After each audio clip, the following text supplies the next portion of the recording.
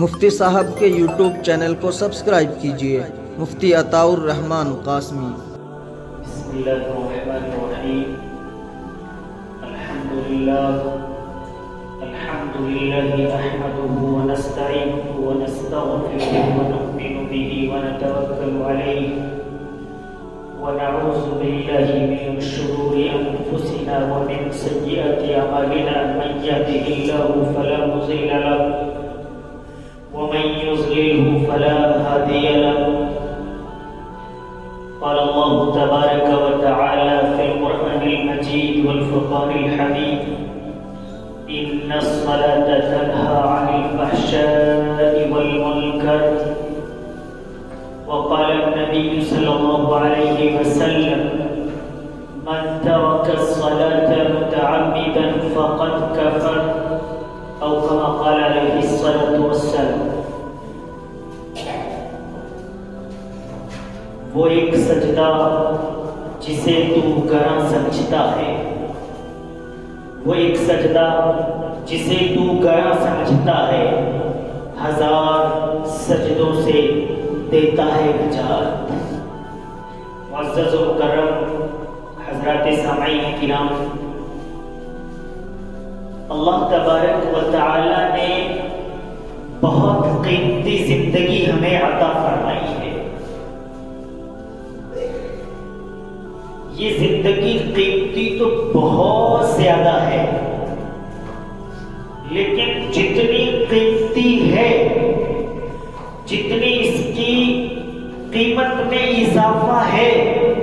یہ اتنی ہی کم، مختصر اور تھوڑی رکھی گئی ہے۔ لکھنے والے لکھتے ہیں کہ یہ جو دنیا کا سارا خلا ہے، زمین سے آسمان تک، مشرق سے مغرب تک، شمال سے جنوب تک، اس تمام ایریے کو، پورے ایریے کو رائی کے دانوں سے بھر دیا جائے اور ایک پرندے کی ڈیوٹی لگائی جائے کہ وہ ایک دانہ 1000 سال میں اٹھایا کرے، 1000 سال میں ایک دانہ اٹھائے، تو یہ دنیا کے تمام رائی کے دانے ختم ہو جائیں گے، لیکن آخرت کی زندگی ختم نہیں ہوگی۔ کتنی طویل زندگی ہے اور یہ کتنی مختصر ہے۔ آپ سنتے ہیں بارہا کہ قیامت کا دن 50,000 سال کا دن ہوگا۔ اس دن کے مقابلے میں جب اس دنیا کی زندگی کا، ایک انسان کی جو زندگی ہوتی ہے، اس دنیا کی جو زندگی ہے، اس کا اندازہ لگایا گیا تو اس کے مقابلے میں یہ صرف 1.5 سے 2 منٹ کی زندگی بنی۔ کتنی زندگی بنی؟ 1.5 سے 2 منٹ کی زندگی۔ اب آپ غور کریں کہ اس 1.5 سے 2 منٹ کی زندگی میں ہم اس 50,000 سال اور اس آخرت کے بعد والی جو طویل زندگی ہے، وہ اگر ہم بنانا چاہتے ہیں تو اس 1.5 سے 2 منٹ کی، یعنی 50، 60، 70 سال کی زندگی کو ہمیں اللہ، اس کے رسول، قرآن کریم اور حدیث مبارکہ کے مطابق بنانی پڑے گی۔ آج ہم بڑے بڑے محلات تعمیر کرتے ہیں، کس گمان کے ساتھ کہ ہم اس میں رہیں گے، لیکن آپ نے بہت سارے لوگوں کو اپنی آنکھوں سے دیکھا کہ وہ اس نئے مکان میں 1 ہفتہ رہ پائے، 1 مہینہ رہ پائے، 1 سال رہ پائے اور اس دار فانی کو الوداع کہہ گئے۔ ایک بادشاہ نے ایک اپنے لیے بہت خوبصورت محل تعمیر کیا، اس کی تعمیرات میں بہت زیادہ پیسے صرف کیے، جو چیز اسے لگتی کہ یہ کچھ کمی والی ہے اسے وہ توڑتا اور پھر دوبارہ تعمیر کرتا، اپنا دماغ، پیسہ، وقت، تینوں چیزیں اس پر صرف کی۔ جب وہ محل بن کر تیار ہو گیا، پورے شہر میں، پورے علاقے میں منادی کرا دی کہ میرے محل میں جو کمی نکالتے میں اسے انعام دوں گا۔ اب کچھ لوگ تو ادھر سے گزرتے، کچھ اسپیشل دیکھنے جاتے، لیکن ہر آدمی دیکھنے کے بعد کہتا کہ اس میں کوئی کمی نہیں ہے، بڑا خوبصورت بنایا گیا ہے، تمام تر آسائش اور آرام کی چیزیں اس میں بنا دی گئی ہے، ہر چیز کو اس کے موقع محل کے اعتبار سے بنایا اور رکھا گیا ہے۔ ہر آدمی آتا کہ اس میں تو کوئی کمی ہے ہی نہیں۔ ایک بزرگ کا ادھر سے گزر ہوا، انہیں بھی اس کا علم ہوا، انہوں نے محل کو اوپر سے نیچے تک دیکھا اور بادشاہ کے یہاں پہنچے اور کہا بادشاہ سلامت، آپ کے محل میں 2 کمیاں ہیں۔ بادشاہ چونک گیا کہ یہ بوڑھا آدمی 2 کمیاں بتا رہا ہے، سارا شہر، سارے ایجوکیٹڈ لوگ، سارے ماہر فن لوگ وہاں گھوم کر آگے، کسی کو ایک کمی نہیں ملی، یہ بوڑھا آدمی 2 کمی بتا رہا ہے۔ بادشاہ نے کہا اچھا بتائیے کیا 2 کمی ہے؟ تو ان بزرگ نے جو جواب دیا وہ سننے کا ہے اور اس پر غور کرنے کا ہے، اس پر عمل کرنے کا ہے۔ ان بزرگ نے جواب دیا ایک کمی تو یہ ہے کہ یہ محل ہمیشہ باقی رہنے والا نہیں ہے۔ دنیا کے اندر بڑے بڑے محل تعمیر کیے گئے، جیسے آج کل برج خلیفہ کا نام ہے، اور اسی طرح پر دنیا کے اندر بہت سارے ٹاورز ہیں۔ امریکہ کے بڑے بڑے ٹاور ہمارے دیکھتے دیکھتے ختم ہو گئے، تو کوئی چیز باقی رہنے والی نہیں ہے۔ کہا ایک کمی تو یہ ہے کہ یہ آپ کا محل ہمیشہ باقی رہنے والا نہیں ہے، اور دوسری کمی یہ ہے کہ آپ جنہوں نے اس کو تعمیر کیا ہے، بنایا ہے، آپ بھی ہمیشہ باقی رہنے والے نہیں ہیں۔ آپ کا بھی اجل ہے، آپ کا بھی اخیر ہے، آپ کی بھی موت آ جائے گی۔ تو محترم بزرگوں اور دوستوں سے معلوم ہوا کہ یہ تمام چیزیں دنیا کی فانی ہیں،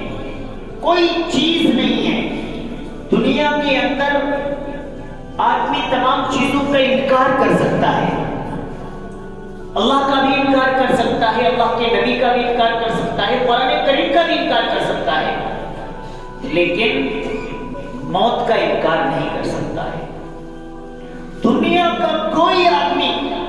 نہ تو موت کا انکار کر سکتا ہے اور نہ موت کو ایک پل آگے یا ایک پل پیچھے کر سکتا ہے۔ اللہ تبارک و تعالیٰ نے جو زندگی عطا فرمائی ہے، اسے یہ سوچ کر گزارنی ہے کہ ہم سفر کے اندر ہیں۔ سفر میں آدمی مختصر چیزیں ساتھ رکھتا ہے اور بس چلتا چلا جاتا ہے کہ منزل کو پہنچنا ہے، اور ہماری منزل مقصود رضا الہی ہے، آخرت کا دن ہے، سوال کا دن ہے۔ اللہ تبارک و تعالیٰ مرنے کے فوراً بعد وہاں پر فرشتے آ کھڑے ہو جائیں گے اور سوال کر لیں گے من ربک، آپ کا رب کون ہے؟ من نبیک، آپ کا نبی کون ہے؟ ما دینک، آپ کا دین کیا ہے؟ کہنے کو یہ کہا جا سکتا ہے کہ یہ عربی الفاظ ہیں، عربی دان لوگ تو بڑے آسانی سے اس کا جواب دے دیں گے، ہم لوگ کیسے دے پائیں گے؟ نہیں، اللہ تبارک و تعالیٰ وہاں پر زبان سب کی ایک کر دیں گے، سب جواب دے پائیں گے، لیکن خواہ کوئی عربی ہو یا عجمی، وہ یورپ کا رہنے والا ہو یا ایشیا کا رہنے والا ہو، وہاں پر جواب صرف اور صرف وہی دے پائے گا جس نے اللہ کی بات کو دنیا کے اندر مانا ہوگا، جس نے نبی کریم صلی اللہ علیہ وسلم کی زندگی کے مطابق اپنی زندگی گزاری ہوگی، جس نے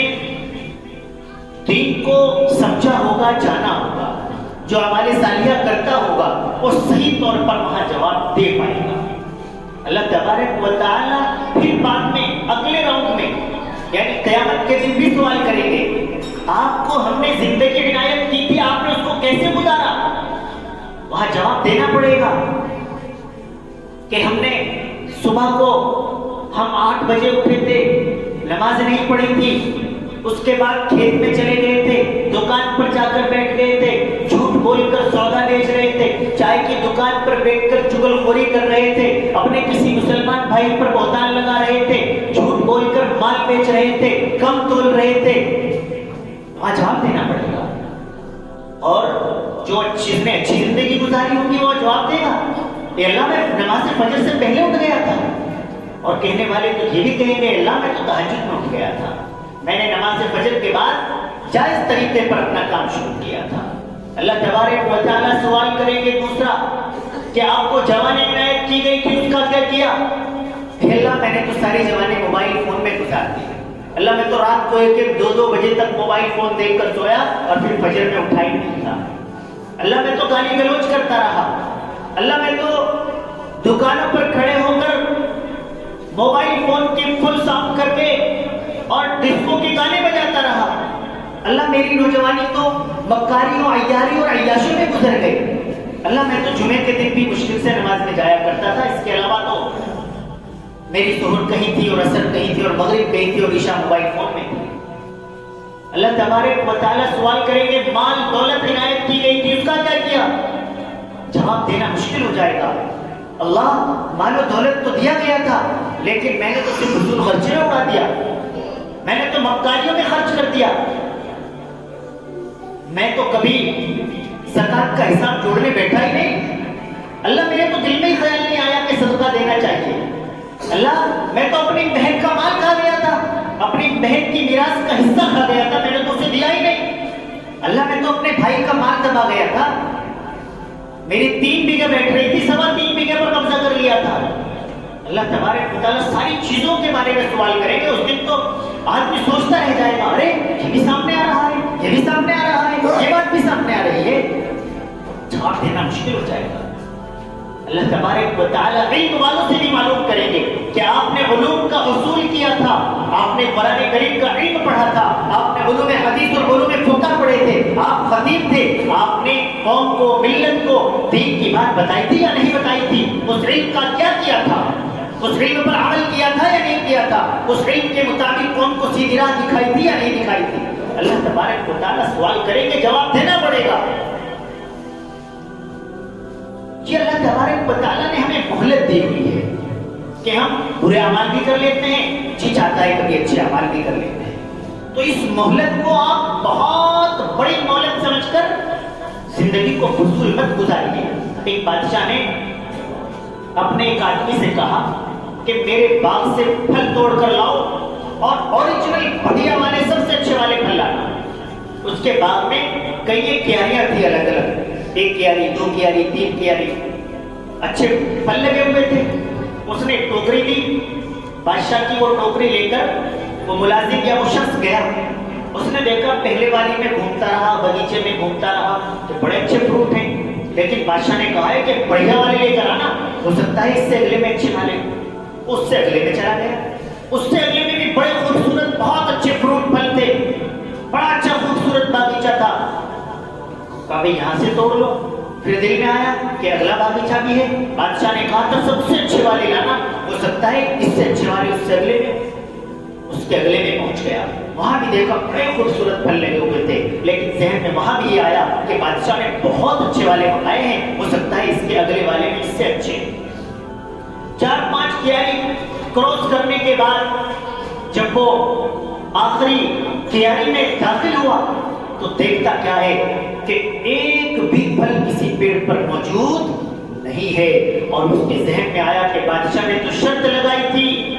کہ ایک باغیچے سے گزرنے کے بعد دوبارہ اس باغیچے میں آنے کی اجازت نہیں ہوگی۔ اب آج وہ اپنی ٹوکری بھی اس کی خالی ہے اور انعام بھی اس کا دور جا چکا ہے۔ تو یہی حال ہماری زندگی کا ہے۔ اللہ تعالیٰ نے ہمیں زندگی عنایت کی ہے، اگر ہم یہ سوچتے رہے کہ آج میں کل سے شروع کر دوں گا، کل فجر سے شروع کر دوں گا، کل سے یہ گناہ چھوڑ دوں گا، تو وہ کل کبھی نہیں آئے گی، آپ کی اور میری موت آ جائے گی۔ کل نہ کبھی آئی ہے اور نہ کبھی آئے گی۔ ہمیں آج توبہ کرنی ہے، ہمیں آج سے ابتدا کرنا ہے، ہمیں آج سے شروعات کرنی ہے، ہمیں آج سے نماز میں جانا ہے، ہمیں آج سے مسجد جانا ہے، ہمیں آج سے اللہ کی راہ میں خرچ کرنا شروع کرنا ہے، ہمیں آج سے یہ جھوٹ بولنا چھوڑنا ہے، ہمیں آج سے چغل خوری کرنا چھوڑنی ہے، سننا چھوڑنی ہے، ہمیں آج سے کم تولنا بند کرنا ہے، ہمیں آج سے دودھ میں پانی ملانا بند کرنا ہے، ہمیں آج سے مکاری اور عیاری آج سے بند کرنی ہے، کل سے نہیں، کیونکہ کل آئے گی